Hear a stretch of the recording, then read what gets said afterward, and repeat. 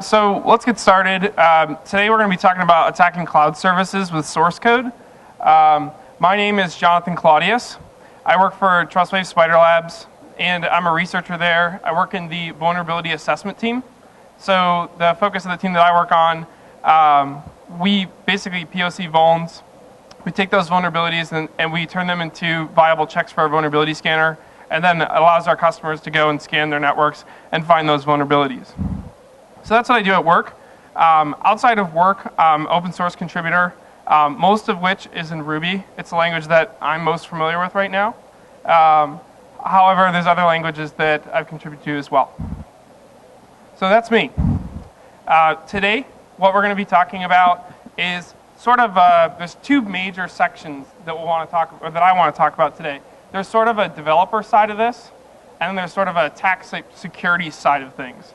And we're going to need the developer side before we get to the attack stuff. So for those of you that start seeing the beginning of this, like, wow, this guy's talking about all this developer-y, codey stuff, I want to ensure you that at the end there's going to be some cool stuff.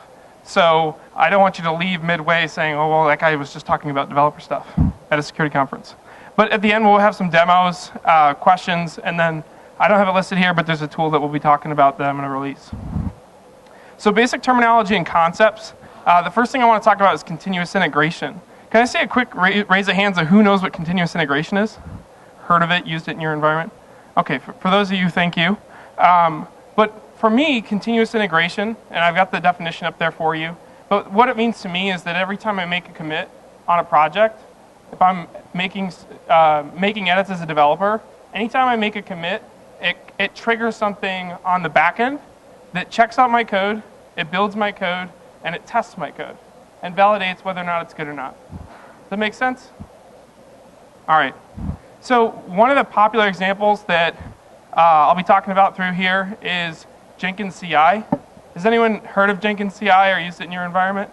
It's a popular CI, and I'm going to use it for the purposes of this talk. I'll use it as an example later. But for Jenkins CI, it's basically a continuous integration server that's open source and free, and you can install it in your environment, and what it'll do is it'll do that checkout, build, and test your code every time you make a change. There's a little bit of work with it, but it's really, really useful, and we use it where I work. The sort of next thing I want to talk about is unit testing. And unit testing, I got the definition up there, but the way I like to think about unit testing is when I take my car into the shop. So when I take my car into the shop, one of the things that happens to my car is it goes through all these multi-point inspections. So think of unit testing as sort of all the things that work on your car. So we're going to check the tire pressure, we're going to check the radiator, we're going to check the doors open, the locks work. We're not going to just jump in your car and take it a ride from around the block and say, hey, your car works just fine, man, I don't know what you're talking about. We're going to test every individual piece in that car and make sure every single piece works. So that's essentially unit testing to me. In Ruby, there's a framework called RSpec. And what RSpec is used for is essentially unit testing your code. So you write code that tests your code and validates that your code works properly. So in this case, I've got an example. Basically, I'm going to run get username, and it should equal my username. If it comes back and it says that it equals root or it equals some other user, in this case, that unit test would fail. So this is essentially the basic structure or the workflow that we're talking about with continuous integration and unit testing. We've got a bunch of developers here on the left side, and those developers are rigorously developing code, committing new code all the time, and they're pushing that code up to a central repository. That SCM or source control management solution can be SVN, Git, CVS. These things all familiar? Heard of these things before? What happens is anytime there's a change to the top of that repo, it triggers something on the CI side. So the CI thing sees it and says, okay, there's new code, the project has changed, now I need to build it and I need to test it. So that first process is we check out that code, we build it, we make sure that, like, for instance, if it's a C project, that it builds successfully, it doesn't fail. And then if it actually passes that stage, we pass it on to this unit testing aspect of it, where again, we're taking our car into the shop and they're going to check everything. They're going to pop the hood. We're going to do all these individual tests to make sure that the code is still working after that change to the code. And then what happens is this testing completes, and then we get a report back to development to let development know whether or not the code still works or the code is broken in some way, and gives them feedback as to what's broken so that they can turn around and fix it. And this happens every single commit. So if you listen to the keynote that Gene gave earlier, it's kind of a rigorous process. It happens as the development's happening so that we can constantly find and fix problems that we introduce and ensure that we have a high quality product. So that's some of the developer stuff. I want to talk a little bit about open source development as it pertains to my perspective. Like I said, I consider myself an open source contributor. And there's some really awesome things that come along with open source. I consider it sort of a hobby for me, because it's not something that I can do 8 hours every day. So there are times where I'm writing code in the evenings, I'm writing code on the train, writing code on the weekends. I'm very busy writing code outside of just my normal responsibilities at work. And I really love it because I can solve problems, I get to learn new things, and I get to meet some amazing people through the advent of things like GitHub, where I can put my code out there, people can say, hey, that's kind of cool. And they can play along too. They can contribute to the code, they can add to the code. So those are some of the good things about open source development from my perspective.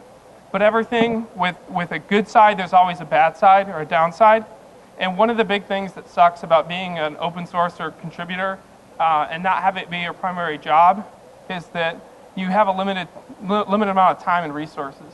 I don't have all the support structure. I don't have all the servers. I don't have all the QA resources to make sure that my code is good like I do at work. So that's sort of a challenge. The other aspect is everyone can contribute. And in a lot of senses, this is a good thing. I think a lot of people would put this in the good thing bucket.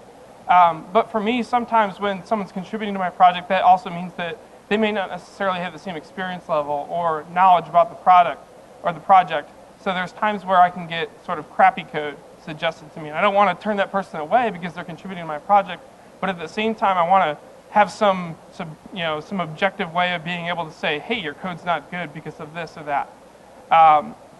And I worry a lot about code quality, mainly because for the stuff that I do at work, if I make a mistake, if I write a vulnerability that crashes a server, it's not that I'm going to crash one server, I'm going to crash a million servers that I've scanned over the course of our monthly scanning process for our customers. So I try to take the things that I learn at work and I try and contribute it to the work that I do in open source. And additionally, more relating to what we're going to be talking about today, I didn't have a fancy CI infrastructure. I didn't have something that was going to continuously test my code and verify that my open source projects are as good as my projects that I do at work. So some of the downsides. And the next thing I want to talk about is cloud services. So I was kind of venting to a friend of mine and I was saying, hey, it's challenging for me to be an open source developer and not have all these support tools at my disposal. So I'm constantly worrying about my code. I'm constantly worrying about whether or not I'm going to break my project. So he suggested that this thing called Travis, and Travis is an open source, free hosted continuous integration service. It's not the only one out there. There's a number of other ones out there. Some of these are paid, but they're getting more popular. So you don't actually have to set up your own CI server in your environment like Jenkins. You can actually offload that responsibility to someone else, and then you can spend your time writing code and the things that you want to do, the things that I want to do, without having to worry about all this infrastructure. You don't have to worry about how does it work, how is it set up. You can, got burps. You can just hand your code off to these systems and they can start building the project for you and make sure that your code is good and continues to be good as you develop and push your project forward incrementally. So I want to talk a little bit about how it works. First, we've got a developer. For those of you born in the 80s, you know who that is. And that developer is going to be using GitHub to push his project up and host his source code.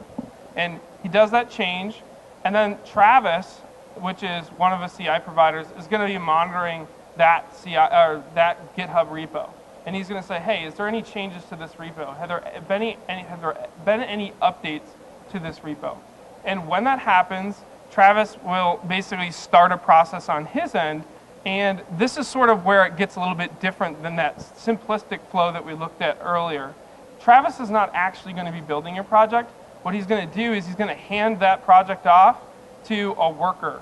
And those workers can be from any different, they can be from a variety of different organizations that offer up build services for free, because again, we're talking about open source projects. We're talking about all this happening with no money exchange.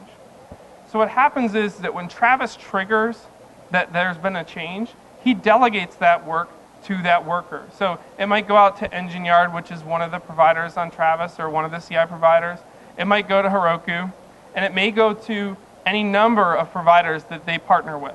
So it's kind of weird. You don't necessarily know where your code's going to go, but it's eventually going to land somewhere, and it's going to get built, and it's going to get tested, and at the end, we're going to get a report back to the developer to let them know whether or not that code passes or fails. And this happens every time we make a change. So from my perspective, as an open source developer, this is a really good thing. This means that anytime I make a change, I know that as long as I've done a good job speccing my code and doing good unit tests that validate how my project works, I know that I'm not making a regression here. So I'm not stepping backwards, I'm always moving forward. So I want to talk about the setup a little bit. It's pretty simple.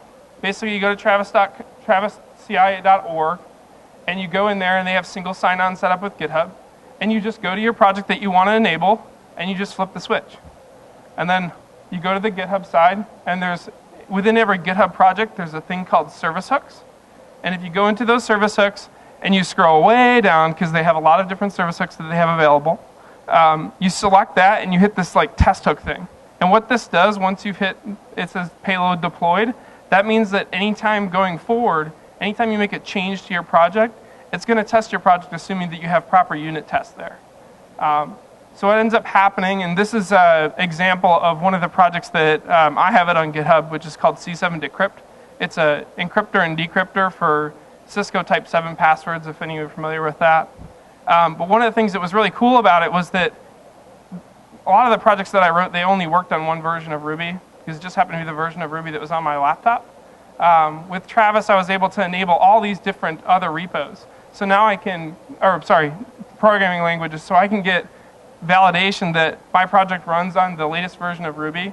I can get validation that I'm running in JRuby, and I can run on all these different versions with no effort in addition to just checking a box on the project. So that gives me confidence building an open source project that anyone who wants to use this code and using any one of those virtual VMs is going to be able to use my project. And it's going to work the same on all those different frameworks. The other thing that's nice is I get a full build history. So it basically keeps track of all the builds that I've ever made, and gives me the results for every single version of Ruby that I built it on. The other kind of interesting thing, and we're going to revisit this later, and I hope you're paying attention right now, is that it builds pull requests too. And what this means is in GitHub, when I see a project that I like and I want to contribute, I can just say, oh, that's pretty cool. I can fork the project, I can make some changes, and then I can send a pull request to the original author and say, hey, I think this would be a cool addition. Do you want to try this out? And what happens here is that actually it's integrated into that developer's workflow. It gets built and tested and validated that it's good, so that when we go and look at the pull request, not only do we see that the code is clean and that it can go into Git without any conflicts, but also we know that the build passed, meaning that their contribution doesn't break the project, at least assuming that we have good, solid unit specs. All right. So that's kind of the developer side. I'm going to take a second to get a drink of water, and we're going to kind of take that hat off and put an attacker hat on.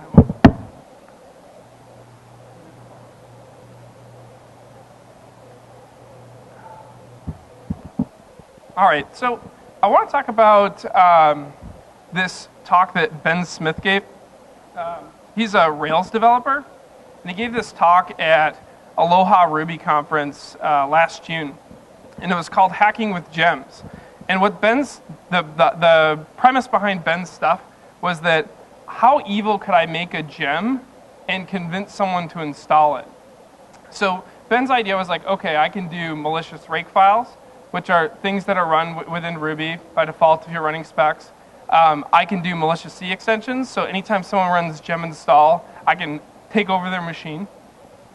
And one of the really novel things that Ben said during his talk was he put this picture up of a business card that he distributed all through the conference. And basically it just says, gem install Aloha Ruby conference. And keep in mind, this is a Ruby conference. This is not a security conference. So it is very customary in development circles to be able to share code, share ideas, share new techniques. And one of the things that came out of this was that a bunch of people installed his gem before his talk, of course. And then during his talk, he described all the people that installed the gem, and all he did was grab the username. But during his talk, he talked about all these evil things that he could have done if he wanted to. So I thought Ben's talk was pretty cool, and it really got me thinking about what are the things that could I do that sort of springboard off of Ben's idea, and it was sort of the impetus for giving this talk. And one of the assumptions, like I said before, about Ben's talk was that it assumed that there was some social engineering aspect. There's something that I need to do to convince you to install my code. The other aspect of it was there needs to be some assumed obfuscation of the code. So when I look at, if I'm trying to convince you to look at my code, and I go, hey Todd, please install my code, you might be like, really? But you might look at my GitHub repository, you might want to take a look at my code and see what's going on. Well, with Ben's stuff is that he was trying to be overly sneaky. So he's hiding things in places that people wouldn't look. So my thought was, what if I could guarantee code execution on the target system? What if I didn't have to hide anything? I didn't have to be overly sneaky. I could keep all my POCs extremely simple. And then how can I control when those things happened? So that sort of gets me into attacking the cloud services and sort of the impetus behind this. So what happens on a CI server or a CI environment when they're building a Ruby project specifically is that it runs this thing called rakespec. And what run rakespec means, it basically means run all my unit tests. And in Ruby, unit tests are essentially just more Ruby code. So there's nothing stopping me, there's no like DSL that I'm conformed to from just putting malicious code in there. So that's sort of the impetus behind this. What happens if I take malicious code and I give it to these systems that are trying to help me build my project better? Could I attack those systems? Could I gain access to those systems? Could I do evil things with those systems? So again, we got this example here. This is sort of how the cloud services work. We pass our code up to GitHub, it goes to Travis, and then it gets distributed down to these other systems as they are available. So my thought was, okay, if I can get malicious code up onto GitHub, and then I could update that commit, Travis is going to going to be looking at GitHub, see that there's new code, that code's going to get pushed down, and then I'm going to get malicious code on all these different build instances. And there's a lot of these. In the testing that I just did a basic kind of where am I every time I built the project. And one of the things that's kind of interesting is that I'd pop up in Germany one day, or I'd pop up in Brazil on a different day. And it really depended on just sort of randomness as to where I would pop up, but I'd always be on a different box. So if I could get this malicious code on every one of these boxes, I could build a pretty nasty botnet. So in lieu of that idea, I decided to build my own CI server because as a developer, I really enjoy being able to use GitHub. I really enjoy being able to use these Travis CI servers. So I didn't want my accounts revoked, and I didn't really want to do any bad things to them. But what I did want to do is I wanted to try it out. I wanted to see if I could emulate this kind of stuff in my environment and go from there. So I ended up using Jenkins, and I have a pretty simple setup. It's just me and GitHub, and I'm using a private GitHub repository now. And I push code up to GitHub, and then I have my Jenkins CI server pull GitHub to see if there's any changes. And if there's changes, it'll pull down that code and run that code. So here's the awesome thing about this, and I think I've hinted to it already, is that you don't have to be overly crafty to do bad things on these servers. They're designed to be open, and they're designed to sort of be flexible for different developers so that if you want to do something different with your project, there's not a lot of configuration that's required.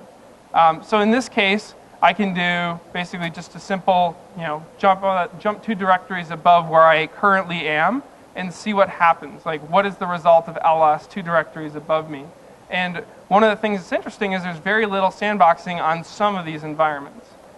So you can do stuff like this. I can see not only am I building my C7 decrypt project, but I'm also building all these other projects that are going on this server. These projects might be mine. They might be someone else's secret sauce. That might be Pepsi's secret recipe in a Ruby project.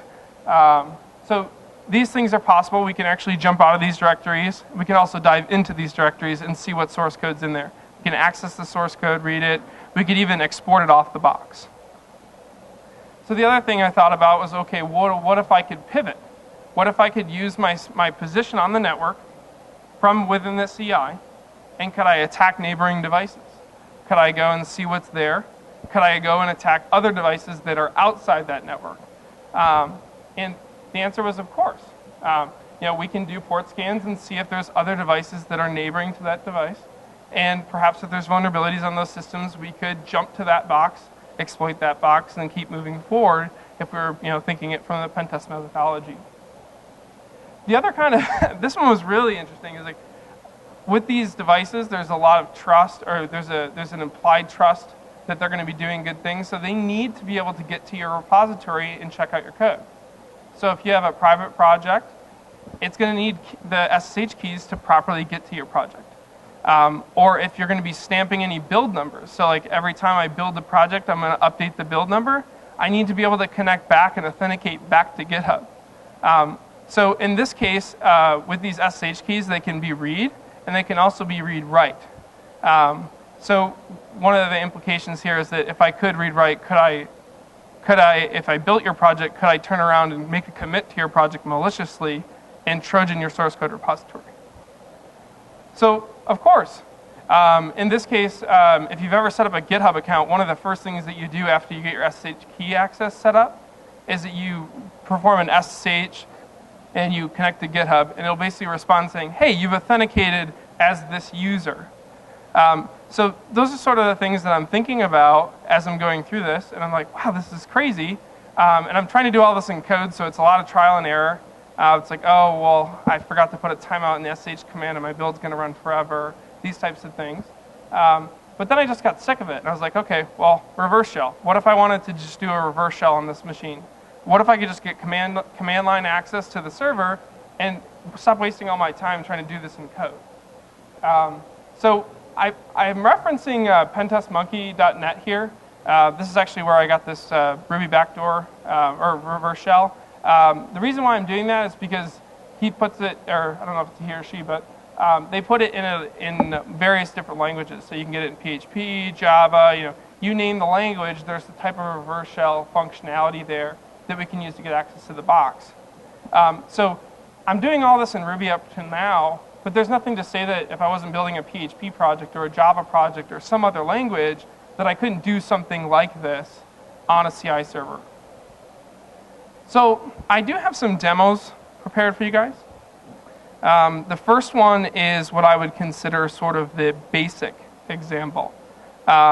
This one is, we're going to take a look at actually popping a shell on a CI server. How can I make this bigger? Yeah, you guys can see that okay or no? If you can't, you can move forward a little bit if you'd like to see. I'll also make the videos available online afterwards. So here's what we've got. Basically, here's a public project that I have. It's called C7 Decrypt. It's on GitHub, and what I've got is I haven't made any change to this project in 25 days. And the latest spec here says removing test spec. So that happened 25 days ago. And what I'm going to do is I'm going to switch over to command prompt here in a second. And we're going to make a change to this project. So I just created a demo branch, and we're going to jump into the specs. I know it's really hard to see on the screen, but this is sort of what specs look like, or our spec looks like in Ruby. It basically defines all the different tests that we're going to want to do on that code. This is how this method works, this is how that method works. But like I said, it's just Ruby. So what we can do is, instead of just putting tests in there, we can actually just inject malicious Ruby, kind of unadulterated, unobfuscated Ruby, right into the spec.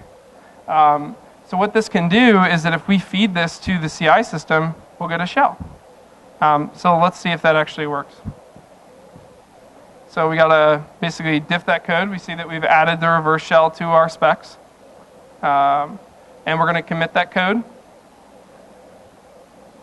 Can I have a reverse shell? Commit message. We'll push that code up to GitHub.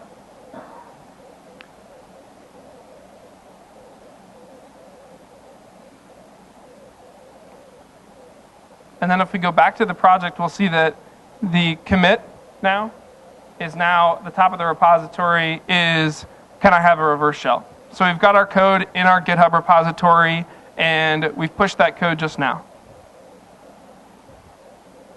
So the next thing that we're going to do is we're going to fire up a reverse handler in Metasploit just to catch our shell. And it's listening on 443 because maybe there's something that we need to get out behind, a firewall perhaps. And then we're going to switch over to Jenkins. And this is the CI server, and you can sort of see here's all the different build histories. So every time we build that project, we get that same view that I was talking about in Travis, where we can see all the builds. In this example, I'm building the project manually just for time's sake. But in a real environment, what's going to happen is that CI is going to automatically trigger. So this step won't necessarily be required in environments where someone was trying to exploit a CI server. But it's good for demo because it goes fast. So as we can see, there's another build that's sort of pending, kind of getting going. And we can actually watch that build as it checks out our source code. And what happens is it'll check that code out, it'll build the project, and then it'll start to execute those specs. And when it executes those specs, we'll actually get a command shell from the target system. And we can dive into that shell, and we can utilize that shell and again, it's a little wonky at first, but I don't know if you can see this, but this is the root directory where my code is checked out on the build server. So we've successfully attacked that server. We are in the Jenkins job workspace. So like I was showing you before, if you back out of this directory scheme, we're going to be right about here, and we'll be able to see those other projects, access those other projects, and interact with those projects. And in this case, my user is Jenkins. But a lot of these CI providers, what happens is they provide what they call passwordless sudo. And what that means is that you can jump to root without needing a password because that might be required for a project to be built or a project to run. Like, for instance, in cases where you have a project that might need to touch network I/O or things like that. So it would be very easy to root one of these systems. Something to keep in mind, though, is that these systems are sort of temporary. They spin them up and they spin them down quite quickly. I have found some ways where you can get on the box, and as soon as you pop a shell, you hold execution state. So you'll have maybe 10 minutes to 30 minutes. On Jenkins, this time seems to be a lot longer, but you have a long time to be able to sort of do what you need to do, and then as soon as you exit the shell, the test will continue to run. And as long as you don't muck with the specs themselves, the specs will continue to pass. And the developers won't hear that kind of ringing bells that there's a guy doing malicious stuff if you don't actually affect the specs. Yeah, smiley face. So that's number one. I should have been here and told you that I'm a malicious person and I want a shell on your box. This one, it was to be recorded, but it has been recorded for today. This one's a little bit more evil. So I realize that a lot of these systems, they're temporary. They're designed to be this way, and I was acknowledged that in the previous demo. But what if I could persist somewhere? Maybe I won't persist on the box. Maybe you've done all the right things to stop me from accessing the box. You've segmented me. But what if I wanted to be a really bad person? What if I knew that your CI server was building pull requests? And what if I sent you a malicious pull request that contained this type of stuff? Would you build that on your server? Would I get code execution? And what if you put the wrong type of key on your box and gave me read-write access to your repo as opposed to read access to the repo? Now, what would happen? And that's what I'm going to show you here shortly. And what this basically means is that we can make a commit to the project's master branch. In development, at least on Git, Master is like the holy grail branch. It's the branch that we always want to be buildable. It's what a lot of projects will use when they say, hey, check out my code, or hey, get the latest version. This is where that is. This is where a lot of the packaging starts.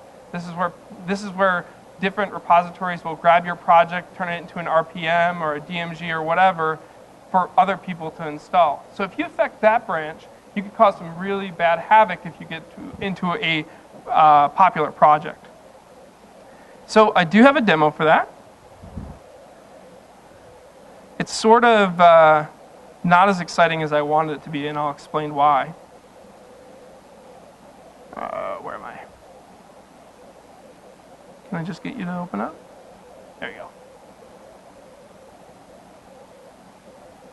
So this one's a little bit different. So what I've got here is I don't actually have a pull request. Mainly because I was having a really hard time trying to get this working on Jenkins. And actually one of the reasons why I started using these CI services instead of using Jenkins, because I didn't want to have to figure it out. So what I'm going to do here is I'm going to make a commit to another branch that I have access to. But in the context of CI services, this is no different than a pull request if you're automatically building pull requests or you're automatically building another branch as opposed to master. So what we're going to do, again, we're at this master branch. It hasn't been touched in 25 days. And we're going to go make a change. But we're going to do it in a separate branch than master. So we're going to go over to the demo2 branch. Again, it hasn't been touched in 25 days. The exact same copy of what's on master. And then we're going to go make that change. So again, this is just the C7 decrypt specs, nothing exciting here. But we're going to add something that does a little bit more. So I'm going to pause this and I'm going to talk through this because I know you guys can't see it. I've got an array of commands up here. And I'm going to tell you about what each and every one of those does. We're going to create a directory in the root of the project called testing. And then we're going to clone that repo again into that directory. We're going to go into that directory and we're going to make a malicious change to a file. And then we're going to commit that change with a commit message of test just to validate that we've successfully done so. And then we're going to push that back up to the master branch while we're building in an alternate branch. So this is basically jumping from a branch commit or a pull request commit into master and attacking master. And then again, we have just a little bit of code here to join all those commands together and have them execute as one.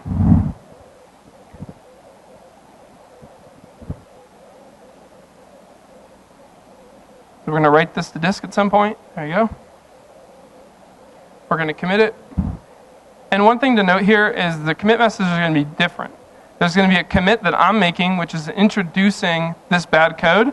And then we're going to have another commit with a commit message of test that shows that we've actually successfully made a malicious commit to master. So we're pushing that up to the demo2 branch. And we're going to look at the GitHub repo and make sure that demo2 has got the latest commit. And of course it does. It says make commit to master that we just made.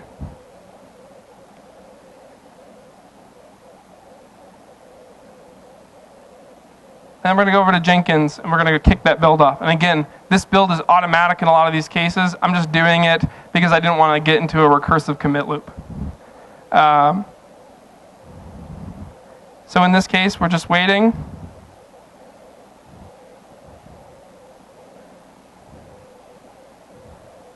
I'm going to go kick that build off. And I'm actually show the build process here, so it's a little bit more clear. But what happens is we're going to actually check out that demo2 branch. So that's who we're building now, not master. And it sort of goes kind of fast, so I do roll back up at the end and we kind of walk through it a little bit. But it's not a very time-intensive process to make a commit and push that commit up. Actually, you can see it right here. So what happens is, let's see. So we've already checked the project out. We're making that change to the README, and then we're pushing that change to master. So in this case, it actually shows that we've made a change to master from that built branch. So it sort of like completes really quickly here. We go back up. I have really small specs for this. But what this shows is that we've actually made a change to master. We've Trojaned the master branch for that GitHub repository. And we'll go back to the repository and actually validate on GitHub that we've actually Trojaned it properly. So if we go back here, we're looking for a commit of test on the master branch, and there we go. So that's us being able to jump from one branch to another. Conceivably, it could have been a pull request. I just did it in a branch. But we've actually made that change to the master. So that means that if someone was to package my project and they were to build it into a Linux repo, this is where everyone would go to get my code and build those RPMs and build those DMGs. So if I did it on a project that was really popular, like Ruby, or something like, I'll say Metasploit, for example, because they also use these types of services, we could potentially get a malicious commit into that project and have it do havoc on all its users. So that's demo number 2.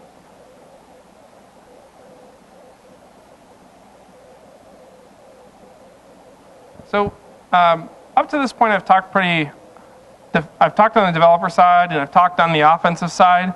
I want to talk a little bit on the defensive side for a moment. So what I did is I spent a little time thinking about this, and I was like, what's the best way to solve this problem? And the only thing I could think of was actually starting to test the CI services. So I created a project called Rotten Apple. It's not currently available yet. I probably have it available in the next week or so. I'm actually moving to Boston, the Boston area, in the next week or so I'm a little bit bogged up. But the idea here is that when we have a CI server test our code, or checks out and tests our code, it's validating that our code is good. What I'm doing is I'm writing code that will test the CI server while the CI server is testing the code. So it's sort of a role reversal here. And the idea is that if we're doing the right things, we're going to get a bunch of passes. Perhaps if we're doing the wrong things, or we're doing things that could allow our CI server to get attacked that we're not comfortable with, we would then throw fails for those particular types of specs. And again, I'm thinking sort of on both sides of this. I can think of the audit framework being useful. So if you're a developer, you're a CI provider, you could run this on your project or in your environment, to validate that it works properly or it does all the things with a reasonable amount of sanity. But I can also think of attack scenarios where if you're on a pen test and you gain access to a source code repository or you gain access to a developer's workstation, you might actually be able to make malicious commits to their project and attack additional build infrastructure. And you can also sort of chew into say that, for instance, they have one server that does all the CI. That means that every single project that's being built in that company could conceivably be within scope of someone attacking just one repository. So these are some of the things that I think about. I'm hoping that developers, quality assurance folks, system admins, as well as CI providers check this out. I'll probably put something out on Twitter that basically says available. I don't have a lot of tests right now, but I'm hoping that folks that are interested in this kind of stuff could contribute ideas or thoughts on ways that we can make CI services a little bit more secure. But again, like I said, there's potential bad things that could happen here. So I'm thinking about what can pen testers do to be able to show that risk to their customers if they get into an environment and they find a GitHub repository or a local Git repo with credentials that are stored with SSH keys. Could they potentially take that and elevate their access to do other bad things and show that risk before the bad guys do?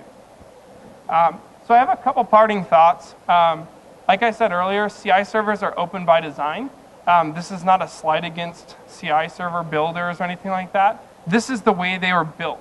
So like I said, as far as the attack scenarios, they're extremely simple. They don't require a lot of thought. As you've seen, some of the POCs here were 1-2 line type things. But there are trust relationships here that matter.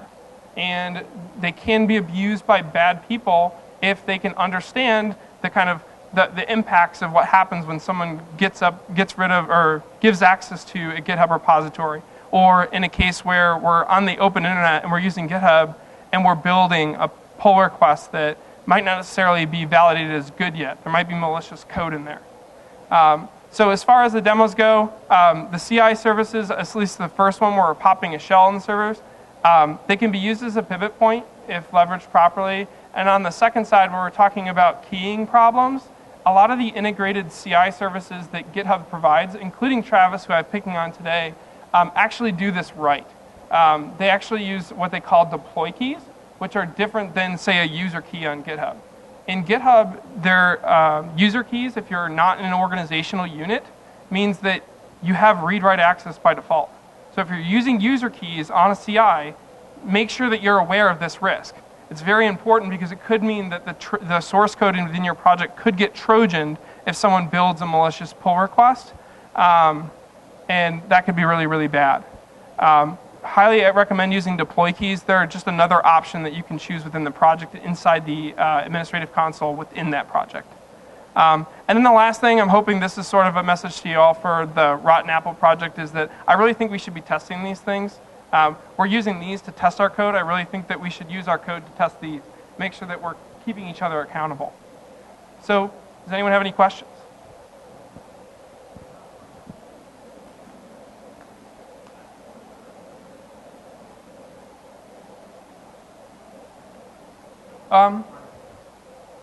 Keying is probably the biggest concern that I have, because if and again, I made that mistake myself when I was actually setting this up, so I know that it's possible. But I think the big thing would be keying, and then also, where does that box live? And what does it have, what things are being built on that box? Those are sort of the things that I'm worried about. Can I get access to source code that's a private repository? In the example that I showed you, 2 of those projects are private. So there's no difference once it hits the disk on the CI server. So I'd say make sure that we understand the network segmentation, understand what trust level that particular piece of code has, and then ensure that the keying is clean, meaning that we have read access keys, we don't have read write keys, because read write keys are actually, in a lot of cases for developers, they're an incentive. Like, they're things that are good about being able to read or be able to write back to the project, such as stamping build numbers and verification that this code was built in this time frame. So there's incentive for developers to make those read write.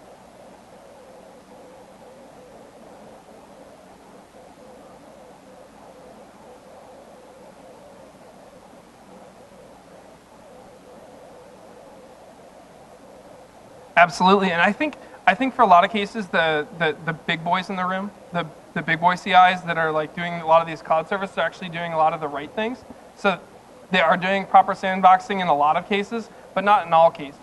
So I think the very, very top of the scheme are doing it right, but that doesn't necessarily mean that the guys, a couple rungs below aren't doing it right. But I certainly think that from a malware perspective, we need to treat source code as potentially malicious, because it could be malicious commit, but it could just be an accident.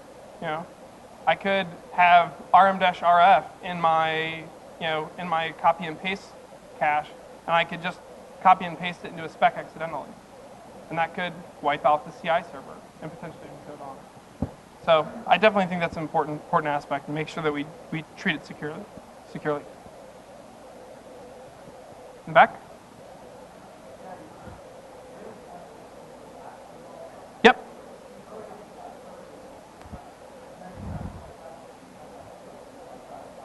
Yep.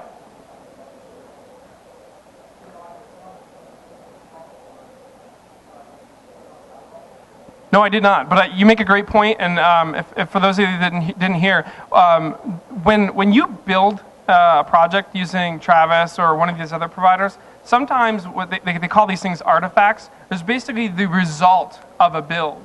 So, like I was saying before, a lot of times people will build RPMs or deb packages based on the master repo. The build server itself might actually be responsible for building that RPM. So there's nothing stopping me from introducing that right into the RPM as I'm being built. So I think that's a great point. I didn't think of that, by the way.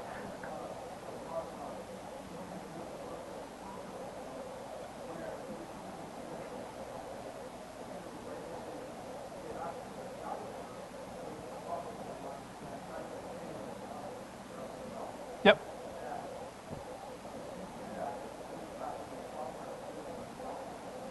And what's really interesting about your point is that it's not actually going to touch the source code repository.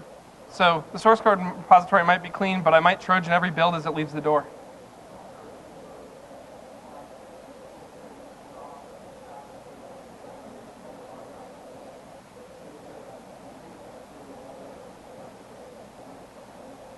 Yeah, absolutely. Great point. So I don't know how much time I have. Am I over? Okay, 5 minutes.